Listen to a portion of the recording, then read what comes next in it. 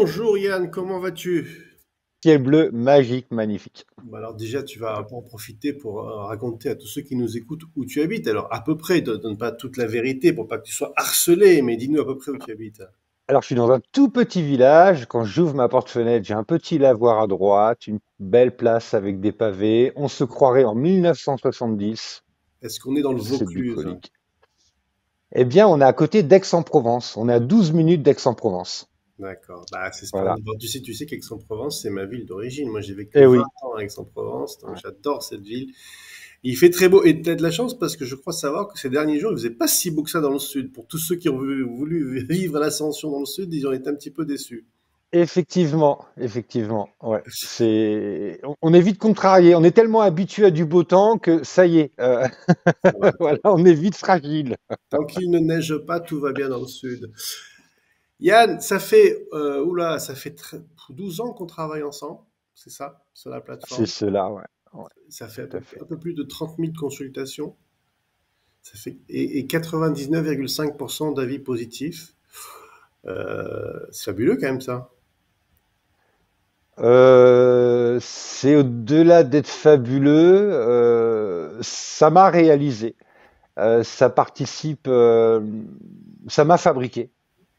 C'est-à-dire que cette chance d'accéder à tellement de modes de vie, d'être participatif, d'être revalorisé, parce qu'on peut être avec un menuisier qui nous parle de Tenon, Mortaise, queue d'aronde, etc., comme avec une chercheuse, enfin à 1 heure du matin, qui nous parler de neurotransmetteurs, synapses, etc. C'est-à-dire qu'on est nourri et cette nourriture, eh bien, on la redistribue, que ça concerne du juridique, des métiers, des crises identitaires ou des âges, en fait. Et donc, je dirais que c'est super, c'est une chance. Je ne savais pas. À l'époque, je bossais le week-end sur le cabinet de ma maman. Oui. Parce que je bossais la semaine à la SNCF et donc c'était des consultations donc en face à face, etc. C'est rigolo, on nous rémunérait, c'était la campagne, hein, la Poultière, donc à côté d'Auton du Perche, la Poultière dans le parc naturel du Perche, entre Chartres et Le Mans, Oui. plus exactement. Et c'était en face à face. Et quand on m'a parlé de consultation par téléphone, je n'y croyais mais absolument pas. C'est-à-dire que je fais comment on peut, comment on pourra. Et c'est assez incroyable parce que c'est beaucoup plus fin, beaucoup plus subtil dans le sens où on est moins détourné, par exemple, de l'analyse d'une attitude comportementale, Mm. de plein de choses. C'est-à-dire que là, on a un fil, enfin voilà, et puis on va essayer, voilà. Et c'est extraordinaire. Euh, Ouais, l'aventure est fabuleuse. tu es moins pollué par un regard, par une mimique qui pourrait te faire croire que, et donc du coup c'est plus pur quoi, c'est plus franc quoi. C'est plus franc sur Paris à un moment donné. Je faisais les deux, je cumulais les deux, consultation cabinet, et c'était pas évident du tout. C'était pas évident. Voilà, donc ça m'a permis en tout cas de trouver aujourd'hui un équilibre, c'est-à-dire qu'on a quand même l'idée même, c'est très très bien fait. On a une salle d'attente virtuelle, c'est-à-dire que Non mais là tu vantes les mérites de Wengo, je te remercie, c'était pas le oui, non, but. mais c'est le cas. Non, non, mais c'est le cas. C'est-à-dire que euh, on n'a pas de contraintes de connexion, d'horaire, de chiffres. Grosso modo, je suis au top de ma forme. Eh bien voilà, je peux bosser et j'ai ça et j'ai cette acuité, cette finesse, cette subtilité, toute la dextérité qu'il faut pour bosser correctement. Oui. Je ne le peux pas, par exemple, parce que d'une manière humaine, je suis contrarié ou peu absent. Voilà, je ne suis pas là. Et c'est l'avantage d'avoir une super qualité. C'est-à-dire que ce concept permet d'avoir une qualité. Voilà, c'est super. Bah C'est oui, c'est vraiment vrai top, c'est bien fait. qu'on Voilà. on vous offre à vous, experts, la liberté d'intervenir quand vous le sentez, ce qui vous permet d'être au top à chaque fois que vous pouvez être consulté par un client. C'est bien le but de cette liberté-là. Ah, mais non seulement c'est offert et c'est respecté, je dirais, bah, en tout cas, me concernant, je crois, depuis novembre 2011. C'est-à-dire que ça n'a jamais changé, ça n'a jamais été remis en question et tout a été respecté. Donc, c'est quand même un super partenariat. Voilà. En tout cas, je te Donc, remercie. En tout cas, de notre côté aussi, on vit une très belle aventure avec toi. Donc, ça fait donc 12 ans. Alors, j'ai fait quelques recherches parce que j'aime bien faire ça. Donc, Tu es bélier, ascendant cancer et t'es chien de métal. Alors, chien de métal, j'adore parce que j'ai regardé, excuse-moi, je lis, j'ai pas pris par cœur. Le chien de métal possède un flair des plus développés à tel point qu'on pourrait le croire clairvoyant. C'est quand même fabuleux. De plus, il est très intelligent, mais ça on le savait déjà. C'est un être qui observe, analyse et déduit. Son jugement est souvent très juste. Ami, client, je veux dire, il faut foncer, quoi. Il faut t'appeler. Bon, raconte-moi un peu ton histoire, parce que tu as une histoire familiale en fait qui est dans ce métier-là. Donc, comment tu te positionnes tout jeune par rapport à ce don que tu as? Enfin, comment cela évolue en toi? Tout jeune déni. Il m'arrive une expérience en 1977. Je suis à l'école Saint-Joseph et à Neuilly. Et j'ai un petit copain qui s'appelle Nathan Lobé et il me dit à lundi, ben, je lui dis non, on se verra pas lundi. Il me dit bah si à lundi. Et donc effectivement le lundi arrive et je ne le vois pas et je savais qu'il ne reviendrait pas. Mais moi je pensais que tout le monde savait qu'il ne reviendrait pas. C'est-à-dire que je pensais que ce que j'étais, que tout le monde l'était. Donc ça m'a amené à comprendre que j'avais une différence et je n'ai pas forcément voulu accepter cette différence et j'ai voulu être tout le monde. Voilà, donc il y avait des informations, des finesses, des subtilités, des guides, des images. Et tiens, voilà, fais attention, ta maman, enfin, des petites choses comme ça. Et j'étais dans une forme de déni pendant très longtemps pour pouvoir être comme tout le monde. Oui. Voilà. Et du coup, tu as accepté ce talent, ce don-là, à partir de quel âge finalement? Pratiquement 35 ans. À Ah oui, 35 ça ans, fait ouais. un peu de temps, quoi. Ouais. Auparavant, je suis passé par un tas de types d'activités qui me pragmatisaient, notamment voilà au niveau de la peinture, du commerce, du sport, etc. Et puis par hasard ou par destin, j'ai de plus en plus rejoint pendant mes vacances et week-ends le cabinet de voyance de ma maman à l'époque. Et puis ça me plaisait, c'est-à-dire que l'histoire, c'est ça, l'histoire de la vie me plaît. Euh, et puis les choses se sont faites naturellement. C'est Oui, bizarre. parce que toi, tu es vraiment, donc tu es vraiment d'une lignée de personnes qui ont ce don-là. Donc, c'était vraiment tu baignes dans cet environnement-là depuis tout petit, en fait. Il n'y avait rien de Ah part. oui, et mon papa, lui, magnétiseur. Donc il nous a quittés il y a 25 ans, hein, petit oiseau du paradis. Donc magnétiseur, donc il avait un cabinet à Mantes-la-Jolie et les gens faisaient la queue pour des zonas, des verrues, des soucis, etc. Et moi, j'en pouvais plus de ces gens-là chez nous. En Ah fait, oui, c'était un d'accord. cabinet attenant et je n'en pouvais plus. Et donc, moi, j'ai eu une forme de déni de la maladie, de la mort, des soucis, voilà, des gens qui n'allaient pas bien. J'étais dans une forme de déni et ça m'a mis en recul. Mon frère Hervé, par contre, lui a développé le magnétisme de mon père et il a cette empathie, etc. Il a ce regard. Et moi, j'ai pas pu aller vers ça. Et donc, à un moment donné, oui, vers 35 ans, j'ai rejoint plutôt le côté voyance, vraiment voyance, oui, médiumité, voyance, prévisionniste, enfin, sens, hein, sensoriel de ma maman. Voilà. Et alors, du coup, comment tu travailles? Tu travailles avec un support ou sans support, toi? Non, sans support. J'ai utilisé différents supports à un moment donné, et puis en 17-23 secondes, j'arrivais à établir. Imaginons la voix comme un gros câble. Et ce gros câble, il va falloir le dénuder, si je puis dire. Alors, le dénuder en termes d'éducation, de mœurs, de morale, de culture, de religion, pratiquement, pour arriver à une centaine de fibres pour dire, voilà, c'est quoi l'ajustement dans toutes ces fibres, dans le jeu de cartes qu'a cette personne, quelle carte elle ne perçoit pas, compte tenu de ses carcans, de ses convictions, quelle carte elle ne joue pas et quelle carte je peux lui faire entendre de jouer. Voilà.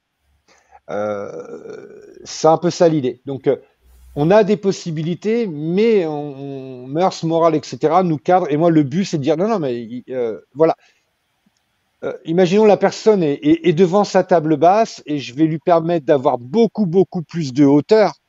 en définitive, pour dire non, regarde, il y a tout ça. T'as utilisé que cela, mais l'espace, il est beaucoup plus vaste. Et voilà. Et donc, c'est intéressant parce que cet espace plus vaste, il se pose effectivement sur le temps. En fait, le temps est une vitesse en soi. C'est-à-dire que je vois personne courir dans un TGV et on a un sentiment de stagnation, d'inertie. Et la vie, c'est une forme de vitesse à 350 en définitive. Elle nous pose les choses d'une manière systématique. Donc, ça sert à rien. Autant, voilà. Et donc, c'est intéressant.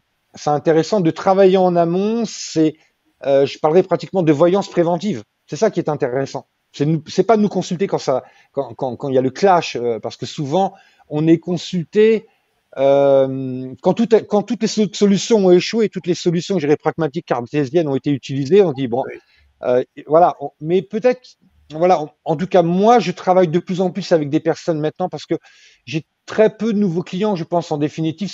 J'ai beaucoup de fidélisation depuis 2012, 2011. Et donc, on fait des petits check-up et on travaille, je dirais, d'une manière préventive. Voilà, d'accord. dire, tiens, il y a ça, ça, ça, ça, ça, et c'est super, super intéressant, Oui, bien parce sûr. que tu dis que la consultation du dernier secours, en fait, elle est moins intéressante que celle où tu prépares en fait tes clients à ce qui pourrait leur arriver ou pas. D'ailleurs, tu les rends maîtres de leur destin au final. Oui, et puis parce que d'intervenir dans de l'urgence, c'est toujours brutal. Oui, tu as raison. Oui, Et je préfère avoir un travail beaucoup plus doux, préventif, dire attends, on a le temps, on a 6 mois, si on peut passer par là, ça va nous amener ça, tu as cette carte-là que tu peux mettre là. Lui, c'est pas la peine de t'attarder, il n'est pas une énigme, ça ne, voilà. C'est-à-dire qu'on arrive, voilà. Mais malheureusement, ça se fait quand même, faut qu'on fasse nos preuves. Malheureusement, c'est parce qu'on traite de l'urgence, euh, qu'on reçoit une forme de crédibilité, je dirais par la suite, à la prévention. Voilà, c'est parce que on a été un super chirurgien que ensuite on est consulté en fait en amont et à titre préventif. C'est assez curieux, mais c'est super. Donc c'est plein de panels, c'est plein de en haut, en bas, enfin, à gauche, à droite, c'est très vaste en fait. C'est super. C'est c'est comme un chercheur. C'est-à-dire il y a une énigme de l'être. Quel est l'ajustement d'une bonne vie et donc, ça nous amène à travailler sur l'émotion, les sentiments, l'économie, la démographie, l'entreprise. C'est très, très, très, très, très, très vaste. Très, très vaste. C'est incroyable. et C'est toi, incroyable. est-ce que tu as besoin d'un cadre, d'un contexte particulier pour travailler? Il faut que tu sois dans une pièce spéciale, il faut que ce soit un moment spécial de la journée, ou est-ce que non, pas forcément, il suffit que tu sois que tu te sentes bien pour pouvoir exercer ton métier? Alors, je suis super, super drivé. C'est-à-dire que tout est optimisé. C'est-à-dire que, alors déjà, j'ai un coach sportif, j'ai des cours de piano, j'ai des cours de chant, je suis suivi en psy, en méthode EMDR et avec un psychiatre aussi. Donc j'ai 5 coachings par mois. Donc je suis super parce que en termes de consultation, on prend ça et le but c'est d'attraper la balle et de la remettre. C'est pas de voilà, c'est d'éviter, c'est de et donc, tout ça, c'est beaucoup, beaucoup, beaucoup quand même d'investissement émotionnel. Des fois, voilà, Hmm. c'est des choses très, très humaines qui touchent, hein, qui peuvent nous toucher. Donc, je suis super, super cadré, drivé et coaché, et c'est nécessaire. Euh, alors, c'est marrant. Euh, on se croit quand même solide. Et là, j'ai vu, donc, il m'est arrivé un truc tout banal, hein. On est donc, dans un petit village de 5-7 000 habitants. Et ce week-end de la Pentecôte, donc j'ai fait une Itacha pour ma puce. En fait, elle est amoureuse de manga.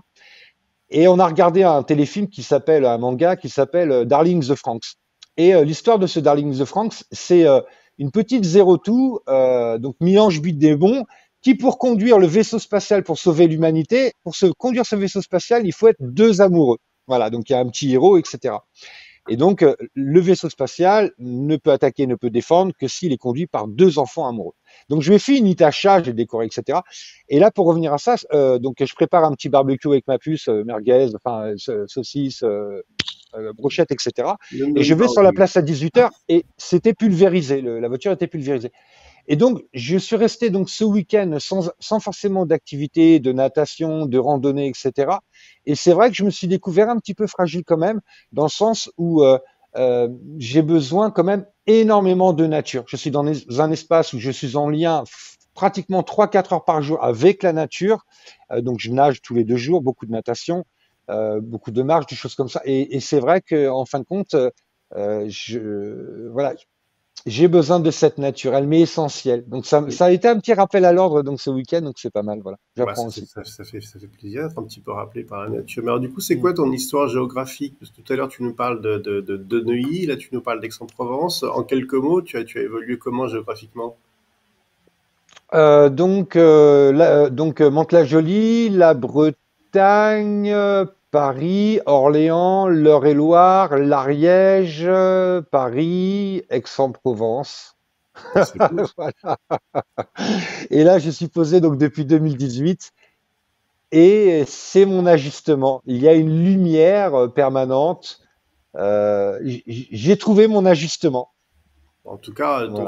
ton sourire en Donc, témoigne. Tu as l'air rayonnant. Enfin, tu es rayonnant là aujourd'hui. Tu as l'impression que ce métier te plaît, l'endroit où tu vis te plaît, donc tout va bien pour toi actuellement. c'est trouver l'ajustement de sa nature, de ce qui nous est permis. Et je savais pas. J'avais entrepris, voilà, la réussite était synonyme de bonheur, donc je pensais réussir dans d'autres peut-être schémas, etc. Et ça m'a rappelé à l'ordre, et c'est intéressant. Et donc, j'ai ce bel ajustement. Et je dirais que d'une manière quand même pratiquement ponctuelle, voire journalière, je me dis, tiens, qu'est-ce que je peux entreprendre euh, pour être meilleur, mais dans ma vie, mais dans mon métier, dans mon écoute, dans mon entente, dans mes visions, dans l'explication, dans l'interprétation de mon métier. C'est très, très intéressant. C'est-à-dire que j'aime la vie, donc, et j'aime même, au-delà de ça, la diversité nécessaire à la vie. C'est-à-dire que souvent on me dit, oui, mais il m'a fait ça, il m'a fait ça, il m'a fait ça. Je suis, oui, mais il a besoin d'un espace, tu as besoin d'un espace, et il va falloir qu'on concilie quelque part vos espaces, qu'on trouve une forme d'entente et d'ajustement, voilà, faire des ponts entre ces espaces.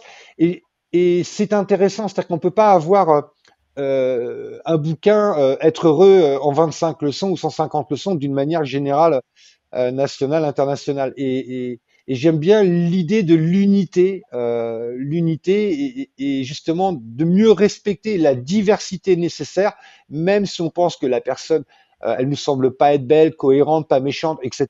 Mais il y a des crocodiles, même si le crocodile à un moment donné a bien voulu le job de l'éléphant, il est crocodile et il est peut-être même malheureux lui-même d'être crocodile, mais il a une fonction quelque part de mordre. Et donc, on apprend tout ça. Et j'essaie de travailler un petit peu sur cette diversité, sur l'acceptation de la diversité nécessaire à la nature. Voilà. Mais tout ça, en fait, est-ce que tu as l'impression que tu as été inspiré par une personne, ta maman ou d'autres personnes pour être ce que tu es aujourd'hui, en tout cas, ou est-ce que c'est en grandissant est-ce que tu pourrais dire aujourd'hui, c'est grâce à mon grand-père, grâce à mon oncle, grâce à ma grand-mère, ma mère, que j'ai fait ce métier que je t'exerce aujourd'hui? Alors déjà, si je suis en vie, c'est quand même grâce à mes parents. Et mes parents, on pourra en parler, un petit discours assez, c'est voilà, des parents assez extraordinaires.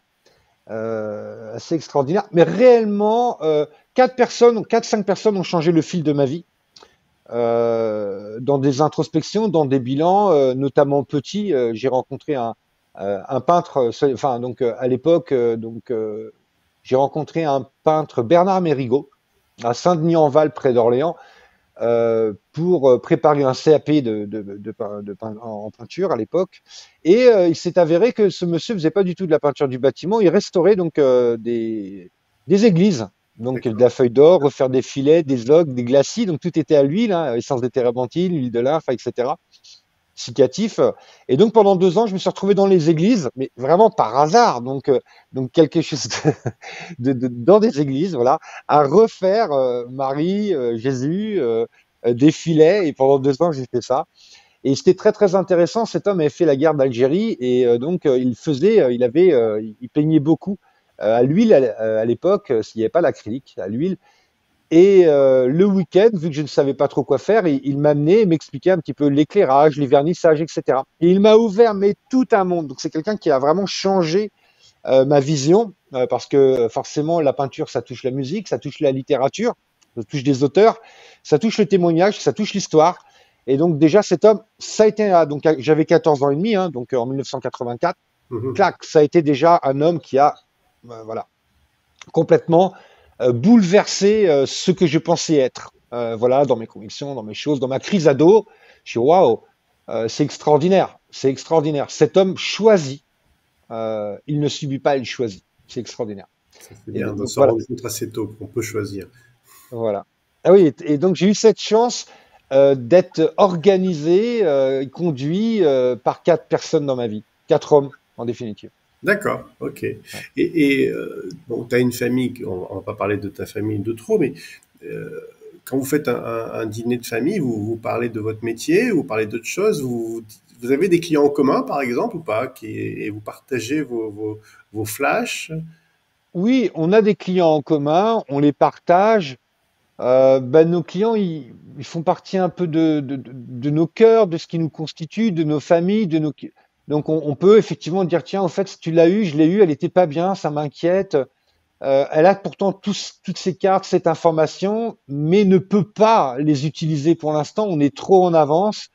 Peut-être que tu pourrais prendre le relais, peut-être que tu as quelque chose de, voilà, de plus ajusté. C'est-à-dire que on travaille de manière différente. Hervé va voir les choses sur l'environnement. Voilà. Bérangère va être très très humaine au niveau de la fibre, au niveau de la démarche, de ce qui était aérien, etc. Et moi, je vais aborder les profondeurs, en fait. C'est un peu comme ça. Peut-être qu'il faudrait demander à Bérangère et Hervé comment, mais c'est un peu, voilà. C'est ta Donc, vision de la complémentarité, en tout cas. voilà. Donc, on est très très complémentaires et leur regard m'importe, évidemment. Oui, c'est-à-dire que des fois, on dit mince. Cet avocat, il sort de son cabinet, il est rentré chez lui, il est arrivé ça, ça, ça, ça, ça. De toute façon, au-delà même de la voyance, il y a ce moment de deuil et de choc. Notre voyance, elle est pour après. Pour l'instant, tout est en arrêt. Tout est la pièce, les interrupteurs sont éteints. Comment on peut faire déjà là? Voilà. Donc, c'est peut-être parfois tout simplement ramener des outils en disant voilà, c'est pas trop notre job pour l'instant. Pour l'instant, il va plutôt voilà aller justement vers des scientifiques, vers des gens voilà, qui vont ramener une forme de Oui, oui. rationalité ou l'extraire de l'environnement pour ensuite revenir vers nous et ajuster les choses. Voilà. Donc on va ramener une forme, je dirais, de coaching, d'accompagnement et puis bien sûr de vision, de voyance pure. Mais la voyance pure aujourd'hui, répondre oui non, ça suffit pas. C'est plus, faut expliquer pourquoi, faut ajuster la personne il faut lui expliquer cet équilibre possible en fait. Voilà. Ça sert à rien d'avoir des visions pour dans 10 ans, dans 20 ans. Enfin, ça sert à rien en définitive. Donc c'est une question d'ajustement. Dire voilà, tu peux. C'est ça, voilà. Grosso modo, on est une échelle avec des grandes marches. On donne des rendez-vous. La personne nous dit mais ouais, ok, il m'a dit ça, c'est peut-être possible, mais c'est inaccessible. Par contre, si on donne effectivement des voyances par petits pas, le but c'est que la personne elle puisse accéder à ces petits pas et cette voyance elle le permet. Donc on va intégrer du coaching, on va donc parfois c'est voilà c'est un peu ça. C'est très très complémentaire en définitive, mais c'est super super intéressant.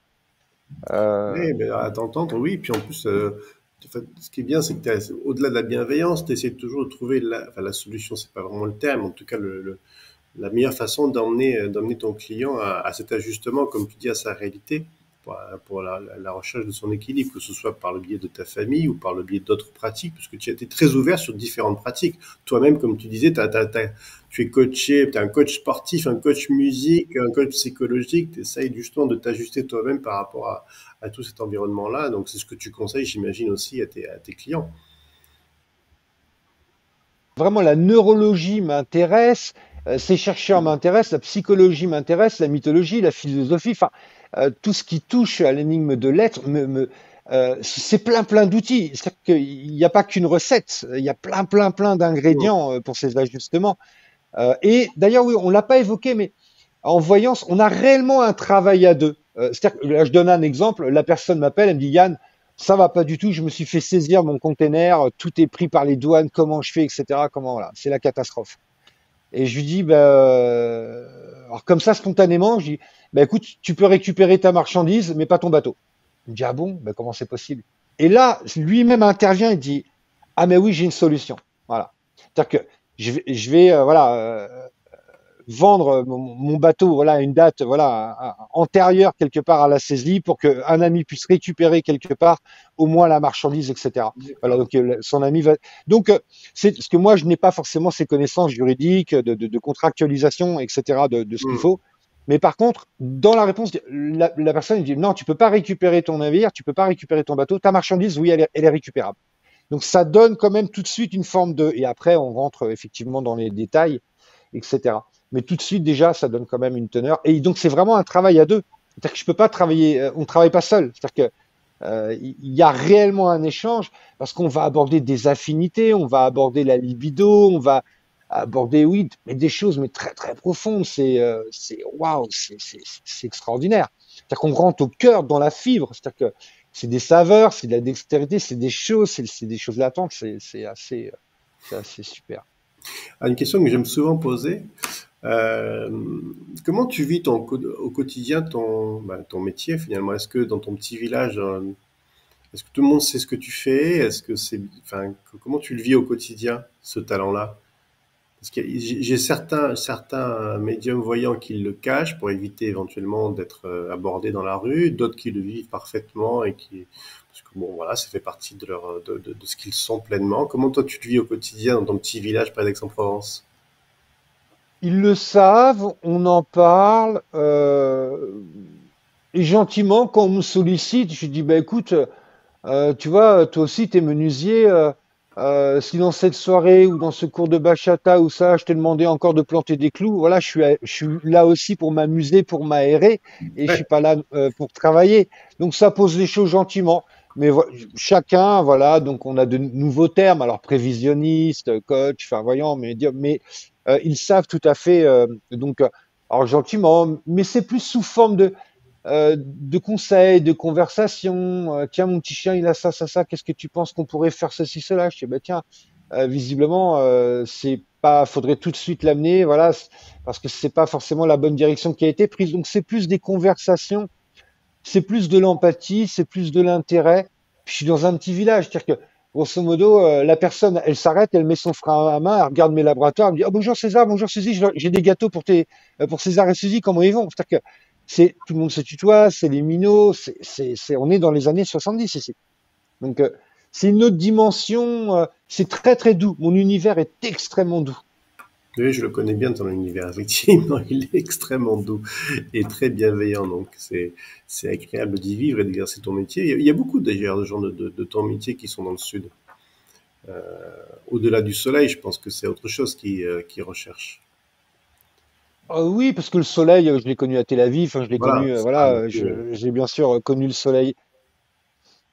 Il y a une lumière, je ne sais pas comment expliquer ça. Même quand il fait mauvais, le ciel a une lumière. en tout cas, J'arrive pas à tu l'exprimer. trouves dans la nature une forme d'énergie. Tu es aussi énergéticien, c'est ça? Oui, mais de toute façon, on a tous, on est nourri, on a un ajustement énergétique, on est nourri. Il y a un émetteur-récepteur énergétique. Peut-être qu'il s'agit aussi, peut-être, à des endroits de faille, de finesse d'écorce terrestre ou de réception. Je sais pas forcément l'expliquer et j'ai pas envie forcément de le décortiquer. Il y a une forme de magie, j'aimerais pas forcément connaître le tour de magie. Je suis bien, ne touchons à rien. Ouais, Je c'est veux pas ça. savoir pourquoi. À tout savoir, finalement, on se perd aussi un petit peu dans ça. Voilà, des fois c'est. Et dans ton métier, est-ce qu'il t'arrive d'avoir des flashs imprévus au sens où tu rencontres quelqu'un dans la rue et paf, et tu as envie de lui dire, mais tu oses pas lui dire. Est-ce que ça peut arriver aussi, ça t'arrive aussi dans tes rencontres où la personne n'a pas forcément sollicité quoi que ce soit, quoi. Tu la croises, tu la connais, c'est éventuellement le barman de ton bar de quartier. Comment tu vis ça? J'ai transgressé deux fois, ouais. Si je veux dire sans, parce que ça représente une forme d'inquisition. Bonjour, vous savez, il va vous arriver ça, vous devriez plutôt faire ça, aller à droite plutôt qu'à gauche, Bah parce que oui. vous allez avoir mal ce soir en rentrant chez vous. Je l'ai fait deux fois. Hmm. Et tu as regretté, visiblement. Est-ce que moi-même, j'ai pas été organisé à ce moment-là pour le dire? C'est compliqué l'être humain. Hmm. Qu'est-ce qui a fait que j'ai reçu ça, admettons, de cette femme enceinte, de ce sens, de dire, il y a un truc qui va pas, consulter vite. Hmm. Qu'est-ce qui et tant mieux, c'est pas faut voir. Et je vois que en tout cas, tu t'en souviens, ça t'a marqué ces deux Oui, événements. oui, parce que c'est l'inquisition, c'est-à-dire que ça a forcément un impact. Oui, Euh, mais, mais parce que je fonctionne, c'est-à-dire que moi j'aimais bien, enfin, il y a des marchés, tout ça, j'aime bien comme ça, qu'on lise les lignes de ma main, tout ça, j'aime tout ça, je suis un amoureux de tout ça, de toutes ces choses comme ça. Ces liseuses de bonne aventure, ces petites caravanes où on a j'adore tous ces trucs-là. Donc, mais là, la personne y va, elle y va. Quoique si la personne se présente comme ça au milieu, je lis vos lignes de la main, c'est-à-dire qu'on est sollicité aussi d'une manière, je sais pas. C'est une démarche différente et peut-être que j'ai une forme de pudeur, c'est possible aussi. Peut-être que, ouais, à voir. on arrive déjà à la fin C'est de nos... déjà la fin. Oh, Ah, je suis trop bavard. tu vois, on est tous les deux bavards, et puis je t'ai écouté, et puis franchement, c'est un plaisir de t'entendre parler de ce métier-là. Je veux dire, si tout le monde avait ce sourire-là, tu as un sourire communicatif, quoi. Tu donnes autant de plaisir que ce que tu en prends dans ton métier. Ouais. C'est-à-dire que vous m'avez réalisé. C'est un truc incroyable. C'est-à-dire que j'aurais jamais pensé, il y a 12 ans, vous avez vraiment réellement participé, à cette élaboration, cet équilibre, à l'homme, vous m'avez fabriqué. C'est-à-dire qu'il y a une forme de fabrication et j'ai beaucoup de chance, et c'est super. Voilà. C'est partagé et, et, et d'autant plus qu'il faut quand même ramener, en évidence, c'est-à-dire que euh, notre partenariat, en tout cas mon partenariat avec Wango, c'est super. C'est-à-dire que c'est, on a besoin que ce soit paisible, qu'il y ait de bons échanges, et tout est là. C'est-à-dire que on n'est pas heurté, on n'est pas, tout est là, tout est fin, tout est subtil, tout est tranquille, enfin, ça permet aussi d'avoir ce confort, d'avoir cette aisance, c'est beaucoup, beaucoup de chance. C'est-à-dire que Wango est un super outil, une super plateforme avec une équipe mais extraordinaire. Et je vous remercie parce que vous faites un taf, un travail, et c'est très, très humain. C'est-à-dire que ça a sa fonction, ça a une fonction, et c'est extraordinaire. Voilà. Je suis très content en tout cas de faire partie de l'aventure et d'y avoir trouvé ma place, mon ajustement et mon équilibre. Bah, écoute, nous, on est ravis, hein, que je ne peux pas te dire autre chose. J'avoue que c'est assez rare que je termine mes entretiens par ce type de message. Ça me touche. Et puis, je pense que je suis pas seul touché. Toute l'équipe qui est derrière, qui t'écoute, qui organise d'ailleurs cette émission, en fait, je pense qu'elle doit être très touchée. Je les connais, je les imagine déjà, tu vois. J'ai quelques messages, j'ai des petits cœurs. Mais qu'est-ce qu'il échoue, tu vois. Enfin, bon, bref, écoute, je pense que ce sentiment est partagé. De toute façon, ce n'est que dans le partage qu'on peut avoir ce type de relation. Donc, merci pour ces 12 belles années qu'on a vécues ensemble. Et puis, à nous d'écrire les prochaines, toujours dans la bienveillance, le sourire et la bonne humeur. Que tu sois à Aix ou que tu ne sois pas à Aix, dans tous les cas, je pense que tu ne perdras jamais de ton énergie. Et écoute, c'est un plaisir de faire ce live avec toi. Je termine toujours normalement par une petite citation. Écoute, là, je pense que j'ai pas très envie. Je trouve que ta citation, qui est la citation de la vie, qui montre tout le plaisir que tu as eu à parcourir cette décennie avec nous, me suffit pour terminer ce bel entretien. J'espère qu'on sera à la hauteur, en tout cas, de tout ce que tu mérites pour ces prochaines années.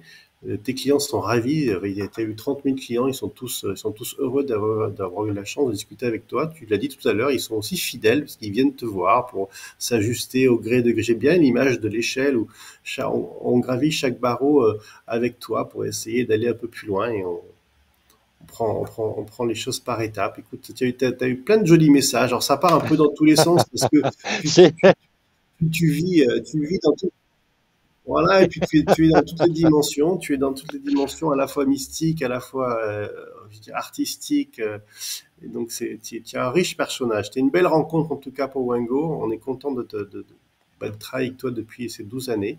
Je te souhaite le meilleur pour la suite, et puis on va terminer là notre live aujourd'hui. À très bientôt, j'espère, dans ton petit village. On prendra un avec petit beaucoup de pastis plaisir, auprès de bien ta... sûr. je vois déjà cette place du village, ce beau soleil et ces gens qui sont autour de toi et qui t'aiment. Salut, à très bientôt. Au Au plaisir. revoir, Olivier. Merci Au beaucoup. revoir. Au revoir. Au revoir.